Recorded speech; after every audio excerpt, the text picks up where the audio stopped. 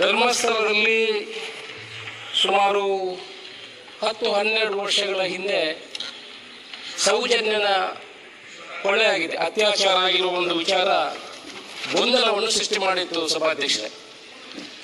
ಆನಂತರ ಅದು ಕೋರ್ಟಿನಲ್ಲಿ ಅದಕ್ಕೆ ಶಿಕ್ಷೆ ಆಗುವಂಥದ್ದು, ಆನಂತರ ಅವರನ್ನು ಬಿಡುಗಡೆ ಆಗುವಂಥ ಕೆಲಸಗಳು ಆಗಿತ್ತು.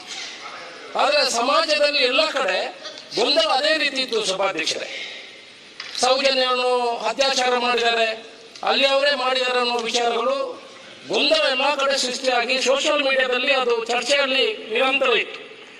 ಈಗ ನಡೀತಿರುವಂಥ ಕೇಸು ಸುಮಾರು 10-18 ದಿವಸದಿಂದ SITಗೆ ಈ ವಿಚಾರವನ್ನು ನಮ್ಮ ಸರ್ಕಾರ ಕೊಟ್ಟಿದೆ ಸಭಾಧ್ಯಕ್ಷರೇ.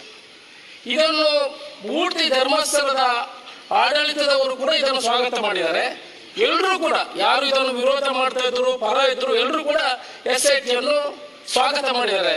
ಇದು ಸರ್ಕಾರದ ಒಂದು ಒಳ್ಳೆಯ ಕೆಲಸ ಅಂತ ನಾನು ಹೇಳಲಿಕ್ಕೆ ಇಚ್ಛೆ ಪಡ್ತೇನೆ. ಇವತ್ತು ಮುಖ್ಯಮಂತ್ರಿಗಳು, ಉಪಮುಖ್ಯಮಂತ್ರಿಗಳು, ನಮ್ಮ ಗೃಹ ಸಚಿವರು ಈ ನಿರ್ಧಾರ ನಿಜವಾಗ್ಲೂ ಅದು ಒಳ್ಳೆಯದು. ಇದನ್ನು ಧರ್ಮಸ್ಥಳದವರು ಕೂಡ ಸ್ವಾಗತ ಮಾಡುವುದು ಎಲ್ರಿಗೂ ಗೊತ್ತಿದೆ. ಇದರಿಂದ ಏನಾಗಿದೆ ಅಂತ ಹೇಳಿದ್ರೆ, ಈ ಸಮಾಜದಲ್ಲಿ ಏನು ಗೊಂದಲ ಇತ್ತು ಧರ್ಮಸ್ಥಳದ ಬಗ್ಗೆ, ಇಡೀ ರಾಜ್ಯದಲ್ಲೆಡೆ ವಿಶ್ವದಲ್ಲಿ ಕೂಡ ಭಕ್ತಾದಿಗಳಿದ್ದಾರೆ. ಅವರ ಮನಸ್ಸಿನಲ್ಲಿ ಒಂದು ಗೊಂದಲ ಇತ್ತು. ಆ ಗೊಂದಲಕ್ಕೆ ಇವತ್ತು ತೆರೆ ಎಳೆಯುವಂತಹ ಕೆಲಸ ಬಹುಶಃ ಸರ್ಕಾರ ಮಾಡಿದೆ. ಸರ್ಕಾರ ತಗೊಂಡಿರುವಂತಹ ಒಂದು ಒಳ್ಳೆ ನಿರ್ಧಾರ ಸಭಾಧ್ಯಕ್ಷರೇ. ಆದ್ರೆ ನನ್ನ ಒಂದು ವಿಚಾರ ಏನಂತ ಹೇಳಿದ್ರೆ, ನಾನು ಕೂಡ ಪಕ್ಕದ ನಮ್ಮ ವಿಧಾನಸಭಾ ಕಾನ್ಸ್ಟಿಟ್ಯೂನ್ಸಿ ಇರುವುದು ನನ್ನ ಪಕ್ಕದಲ್ಲಿ ಸಭಾಧ್ಯಕ್ಷರೇ. ಇದರಲ್ಲಿ ರಾಜಕೀಯ ಮಾಡುವುದು ಒಳ್ಳೆಯದಲ್ಲ. ಅಧಿಕಾರದಲ್ಲಿರುವ ಕಾಂಗ್ರೆಸ್ ಪಕ್ಷ, ನಮ್ಮ ಪಕ್ಷ ಕೂಡ ಧರ್ಮಸ್ಥಳದ ವಿರೋಧ ಇಲ್ಲ. ಇವತ್ತು ನಮ್ಮ ಪಕ್ಷ SITಗೆ ಕೊಟ್ಟದ್ರಿಂದ ನಮ್ಮ ಮುಖ್ಯಮಂತ್ರಿಗಳು, ಉಪಮುಖ್ಯಮಂತ್ರಿಗಳು, ಗೃಹ ಮಂತ್ರಿಗಳು SITಗೆ ಕೊಟ್ಟದ್ರಿಂದ ಬಹುಶಃ ಜನರಲ್ಲಿರುವಂತಹ ಗೊಂದಲ ನಿವಾರಣೆಗೆ ದಾರಿಯಾಗಿದೆ ಅಂತ ನನ್ನ ಅಭಿಪ್ರಾಯ ಸಭಾಧ್ಯಕ್ಷ. ಇದರಲ್ಲಿ ನಾವು ಅವರ ಪರವಾಗಿದ್ದೇವೆ, ವಿರೋಧ ಪಕ್ಷದವರು 13 ದಿವಸ ಅಂತದ್ದು ಯಾವುದೇ ಮಾಹಿತಿಗಳನ್ನು ಅದರ ಪರವಾಗಿ ಯಾರು ಸ್ಟೇಟ್ಮೆಂಟ್ಗಳನ್ನು ಮಾಡಲಿಲ್ಲ.